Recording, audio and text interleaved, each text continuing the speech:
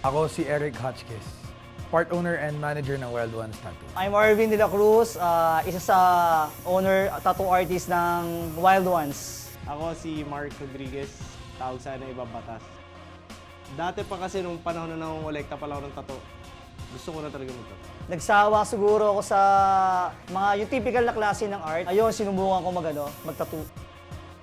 Noong mga dating time, kailangan mo magpa-tattoo para malaman mo lang din kung paano yung tamang proseso or magkaroon ka ng idea.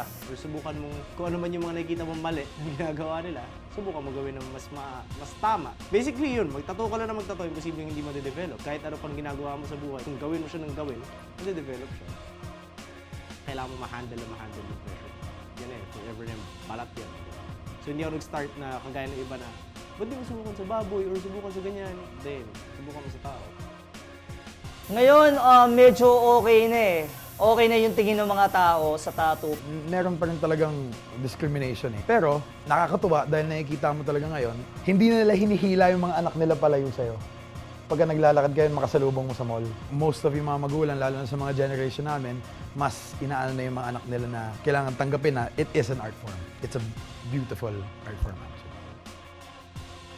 Hindi lahat na nagagawa ng ballpen or ng pencil or ng paintbrush, pwede sa needle. May mga painting kasi na gusto ipagawa ng tao, may mga drawings na maganda siya sa drawing. Iba kasi pag nasa balat na. Yung ibang artist kasi parang, sige, gagawin ko yan.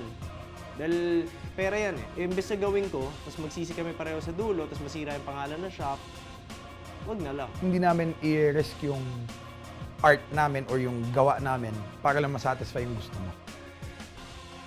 The best way para promote ko yung mga artist ko is ipakita ko yung gawa sa akin. Ito, gawa ni Arvin. O ito, gawa ni Mark. Ganito sila gumawa, ganito kakulay yung gawa nila, ganito kaganda, ganito kapulido. Wala kang dahilan na mag-doubt or maging hesitant sa pagpagawa sa amin.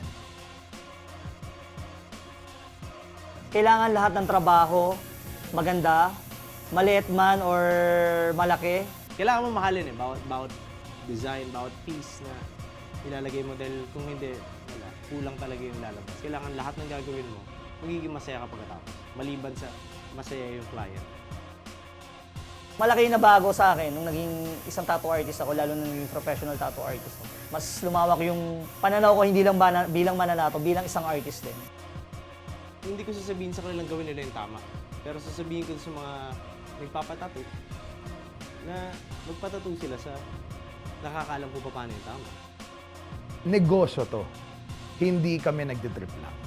Kaya kami malakas ang loob namin magpresyo ng tama dahil alam namin hindi kayo mabibigo. The works yung pag-alaga talaga namin. And we do that to each and every customer.